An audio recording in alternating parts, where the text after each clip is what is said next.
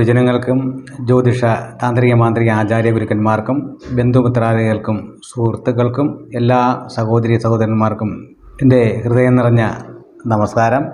ശ്രീ മൂകാംബിക അമൃതവിഷൻ എന്ന ഈ യൂട്യൂബ് ചാനലിലേക്ക് എല്ലാവർക്കും സ്വാഗതം. ഞാൻ ശ്രീ മൂകാംബിക മഠം അജയ് സുരേന്ദ്രൻ പോറ്റി. ഈ വർഷം, അതായത് കൊല്ലവർഷം 1200-ാം ആണ്ട്, വൃശ്ചികം മാസം 1-ാം തീയതി മുതൽ 30-ാം തീയതി വരെ, അതായത് 2024 നവംബർ മാസം 16-ാം തീയതി മുതൽ ഡിസംബർ മാസം 15-ാം തീയതി വരെ മൂലവും പൂരാടവും ഉത്രാടത്തിൻ്റെ ആദ്യ കാൽപാദവും ചേർന്ന ധനുക്കൂറിൽ ജനിച്ചിട്ടുള്ള എല്ലാ നക്ഷത്രക്കാർക്കും വളരെ ശ്രദ്ധിക്കേണ്ടുന്ന ഒരു മാസ ഫലമാണ് ഞാനിന്നിവിടെ പറയുന്നത്. അതിലേക്ക് പോകുന്നതിന് മുമ്പായിട്ട് നിങ്ങൾ ആദ്യമായിട്ടാണ് എൻ്റെ ഈ യൂട്യൂബ് ചാനൽ കാണുന്നുണ്ടെങ്കിൽ ഒന്ന് സബ്സ്ക്രൈബ് ചെയ്യുകയും അതിൻ്റെ നോട്ടിഫിക്കേഷൻ ബട്ടണായ ബെൽ ബട്ടൺ എനേബിൾ ചെയ്യുകയും വേണം. കാരണം അതാത് മാസങ്ങളിലെ ഫലങ്ങളൊക്കെ ഞാനിങ്ങനെ വീഡിയോ ചെയ്യാറുണ്ട്. അതൊക്കെ നിങ്ങൾക്ക് കിട്ടുന്നതിന് എളുപ്പമാകും. വർഷഫലങ്ങളും മാസഫലങ്ങളും ഒക്കെ ഇങ്ങനെ ചെയ്യുന്നുണ്ട്. വീഡിയോ ഇഷ്ടപ്പെട്ട് കഴിഞ്ഞാൽ നാളൊന്ന് ലൈക്ക് ചെയ്യണം. അത് ബന്ധുക്കൾക്കും സുഹൃത്തുക്കൾക്കും മറ്റും ഉപകാരപ്പെടുന്നതിന് വേണ്ടിയിട്ടൊന്ന് ഷെയർ ചെയ്യുകയും വിലയേറിയ കമൻറ്റുകൾ അറിയിക്കുകയൊക്കെ ചെയ്യേണ്ടുന്നതാണ്. എന്താണ് നമുക്ക് ഈ വൃശ്ചിക മാസത്തിൽ ഈ ധനുക്കൂറുകാർക്ക് ഉണ്ടാകുന്ന ഫലം നോക്കാം. ധനുക്കൂറുകാർക്ക് പ്രത്യേകിച്ച് വളരെ ദോഷകരമായിട്ടുള്ള ഒരു മാസമാണ് ഈ വൃശ്ചിക മാസം. അത് വളരെ ശ്രദ്ധിക്കേണ്ടുന്നതും കൂടിയാണ്. ശ്രദ്ധിച്ച് അതിന് വേണ്ടുന്നുള്ള പരിഹാരങ്ങളൊക്കെ ചെയ്തു കഴിഞ്ഞാൽ വളരെ ദോഷങ്ങളൊന്നും സംഭവിക്കാതെ ഇരിക്കുന്നതാണ്. എന്തായാലും ഈ വീഡിയോയുടെ അവസാനം വരെ നിങ്ങളൊന്ന് കാണണം, സ്കിപ്പ് ചെയ്ത് പോകരുത്. കാര്യം എല്ലാ കാര്യങ്ങളും കൃത്യമായിട്ട് ഇതിനകത്ത് പറയുന്നുണ്ട്. വേണ്ടുന്ന പരിഹാരങ്ങളും അവസാനമൊക്കെ ഞാൻ പറയുന്നുണ്ട്. അതുകൊണ്ട് വളരെ ശ്രദ്ധയോടുകൂടി തന്നെ വേണം ഈ വീഡിയോ നിങ്ങളൊന്ന് കാണേണ്ടത്. ഈ വൃശ്ചിക മാസത്തിൽ ജ്ഞാനം, ഐശ്വര്യം, അറിയപ്പെടുന്ന വിലപ്പെട്ട പല വസ്തുക്കളും, സമ്പത്ത്, ധനം, ഇവയ്ക്കൊക്കെ വളരെ ദോഷമായിട്ടും നാശമായിട്ടുമാണ് കാണുന്നത്. ബന്ധുക്കളുമായിട്ടുള്ള വിരോധങ്ങൾ ഉണ്ടാകുന്നതിനും തന്മൂലം മനക്ലേശം ഉണ്ടാകുന്നതിനും ജ്വരം മുതലായിട്ടുള്ള രോഗങ്ങളൊക്കെ ഉണ്ടാകുവാനും സാധ്യതയുള്ളൊരു മാസമാണ്. എന്നാൽ ആഹാരസുഖവും ശയനസുഖവും ഒക്കെ ഉണ്ടാകുമെങ്കിലും ബന്ധുക്കളുമായിട്ടുണ്ടാകുന്ന വിരോധങ്ങളൊക്കെ വളരെ മനക്ലേശം ഉണ്ടാക്കുന്നൊരു സമയമാണ്. ബന്ധുക്കളുമായിട്ടുള്ള വിരോധവും മറ്റു ജനങ്ങളുമായിട്ടുള്ള വിരോധവും ധനനാശവും കൊണ്ട് ക്ഷയിച്ചു പോവുകയും കഷ്ടതകളുണ്ടാകുകയും അധപതനം ഉണ്ടാകുകയും വീഴ്ച, തോൽവി, നഷ്ടം ഇവയൊക്കെ ഉണ്ടാകുകയും മറ്റു ഇഷ്ടപ്പെട്ട സ്വത്തുവകകളൊക്കെ ആരെങ്കിലും അപഹരിച്ചു കൊണ്ടുപോകുകയും ചെയ്യുന്നൊരു സമയമാണ്. പ്രത്യേകിച്ച് വസ്തുവകകളൊക്കെ ലോണ് വച്ചിരിക്കുന്ന വ്യക്തികളൊക്കെ വളരെ ശ്രദ്ധിക്കണം. അതൊക്കെ നഷ്ടപ്പെട്ടു പോകാനൊക്കെ സാധ്യതയുള്ള ഒരു സമയമാണ്. ശാരീരികപരമായിട്ട് വളരെ ബലക്കുറവുണ്ടാകുന്നൊരു സമയവും കൂടിയാണ്. ധാരാളം യാത്രകളൊക്കെ ചെയ്യും. എന്നാൽ യാത്രകൾക്കൊക്കെ വളരെ തടസ്സം ഉണ്ടാകുവാനും സാധ്യതയുള്ളൊരു സമയവും കൂടിയാണ്.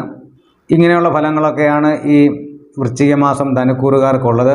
എല്ലാ കാര്യങ്ങളും വളരെ ശ്രദ്ധാപൂർവം കൈകാര്യം ചെയ്യേണ്ടുന്നതാണ്. പ്രത്യേകിച്ച് ജാതകപരമായിട്ടൊക്കെ നമുക്ക് ജാതകത്തിൽ ഇഷ്ടഭാവത്തിലെ ശുഭഗ്രഹങ്ങളുടെ ദശാകാലവും അപകാരകാലവുമാണ് ജാതകത്തിലുണ്ട് എന്നുള്ളതെങ്കിൽ വളരെ ദോഷങ്ങളൊന്നും ഇല്ലാതെ തന്നെ കാര്യങ്ങൾ മുന്നോട്ട് പോകുന്നതാണ്. എന്നാൽ അനിഷ്ടസ്ഥാനീയരായിട്ടുള്ള ഗ്രഹങ്ങളുടെ ദശാകാലവും അശുഭഗ്രഹങ്ങളുടെ ദശാകാലവും ഒക്കെയാണ് ജാതകത്തിൽ എന്നുണ്ടെങ്കിൽ അത് വളരെ ദോഷകരമായ അവസ്ഥയായി തന്നെ തുടരുന്നതാണ്. എന്തായാലും എല്ലാവർക്കും നല്ലത് തന്നെ വരണം. അതിന് വേണ്ടുന്ന പരിഹാരങ്ങളും കൂടി ഞാൻ പറയുകയാണത് നിങ്ങൾ ശ്രദ്ധാപൂർവം ചെയ്യേണ്ടുന്നതാണ്. പ്രത്യേകിച്ച് ശിവക്ഷേത്ര ദർശനമൊക്കെ നടത്തുകയും വിഷ്ണു ക്ഷേത്ര ദർശനമൊക്കെ നടത്തേണ്ടുന്നതാണ്. ശിവക്ഷേത്രത്തിൽ ജലധാര, മൃത്യുഞ്ജയ അർച്ചന ഒക്കെ നടത്തുന്നതും മൃത്യുഞ്ജയ ഹോമങ്ങൾ നടത്തുന്നതും മൃത്യുഞ്ജയ ഹോമത്തിൽ പങ്കെടുക്കുന്നതും മൃത്യുഞ്ജയ മന്ത്രം അറിയാവുന്നവരാണെന്നുണ്ടെങ്കിൽ രാവിലെ കുളിച്ച് ശുദ്ധിയോടുകൂടി വിളക്ക് കത്തിച്ച് കിഴക്കോട്ട് തിരിഞ്ഞിരുന്നു കൊണ്ട് മൃത്യുഞ്ജയ മന്ത്രം 108 ഉരു ഒക്കെ ജപിക്കുന്നതും ഒക്കെ വളരെ നല്ലതാണ്. ഈ ഒരു വർഷക്കാലവും ഈ ഒരു കൂറുകാർക്ക് വളരെ മോശമാണ്. എങ്കിലും വളരെ ദോഷം ഉണ്ടാകുന്ന ചില മാസങ്ങളിലൊന്നാണ് വൃശ്ചിക മാസം. വിഷ്ണു ക്ഷേത്ര ദർശനം നടത്തി വിഷ്ണുവിനെ പ്രാർത്ഥിക്കുന്നതും വിഷ്ണു ഭഗവാൻ പാൽപ്പായസം തുളസിമാലയൊക്കെ വഴിപാട് നൽകുന്നതും പുരുഷ സൂക്ത പുഷ്പാഞ്ജലിയൊക്കെ നടത്തുന്നതൊക്കെ വളരെ ഉത്തമമാണ്. ശത്രുദോഷങ്ങളോ മറ്റു ദോഷങ്ങളൊക്കെ ഉണ്ടെങ്കിൽ അത് മാറുന്നതിന് വേണ്ടിയിട്ട് സുദർശന മന്ത്രാർച്ചന നടത്തുന്നതും സുദർശന മന്ത്രം ജപിക്കുന്നതുമൊക്കെ വളരെ നല്ലതാണ്. ഇതൊക്കെ തന്നെയാണ് ഈ ഒരു മാസത്തെ ഫലം. എല്ലാവരും വളരെ ഗൗരവമായി തന്നെ കാര്യങ്ങൾ ചിന്തിച്ച് പ്രവർത്തിക്കേണ്ടതാണ്.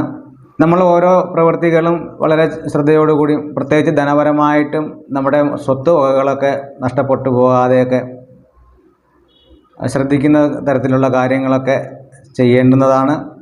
ദോഷഫലങ്ങളൊക്കെ പറയുമ്പോൾ അത് അറിഞ്ഞിരിക്കുന്നത് വളരെ നല്ലതാണ്. അറിഞ്ഞിരിക്കുമ്പോൾ ചെയ്യേണ്ടുന്ന കാര്യങ്ങളൊക്കെ അതാത് സമയങ്ങളിൽ ചെയ്തു കഴിഞ്ഞാൽ അത് വളരെ നല്ലതായിരിക്കും. അറിയാതെ പെട്ടെന്നുണ്ടാകുന്ന സംഭവങ്ങളൊക്കെ എന്താണെന്നൊന്നും പറയാനൊക്കത്തില്ല. അതുകൊണ്ട് അതിനെക്കുറിച്ച് അറിയാനും പറ്റത്തില്ല, എന്താ ചെയ്യേണ്ടതെന്നൊന്നും അറിയത്തില്ല. ഓരോ വിഷയങ്ങളൊക്കെ ഓരോ ദോഷങ്ങളൊക്കെ ഉണ്ടായി കഴിയുമ്പോൾ മാത്രമേ നമ്മൾ പല കാര്യങ്ങളും ശ്രദ്ധിക്കാറുള്ളൂ, ഒരു ക്ഷേത്രങ്ങളിലൊക്കെ പോകാറുള്ളൂ, പ്രാർത്ഥിക്കാറുള്ളൂ.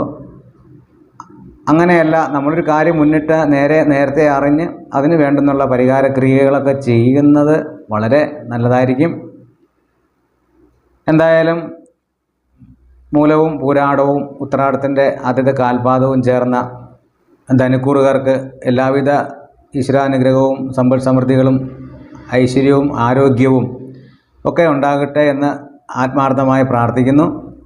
അതോടൊപ്പം തന്നെ നിങ്ങൾ ഈ വീഡിയോ മറ്റുള്ളവർക്കൊന്ന് ഷെയർ ചെയ്ത് കൊടുക്കേണ്ടതാണ്, സബ്സ്ക്രൈബ് ചെയ്യേണ്ടുന്നതുമാണ്, ലൈക്ക് ചെയ്യേണ്ടുന്നതുമാണ്. എല്ലാവർക്കും നന്ദി, നമസ്കാരം.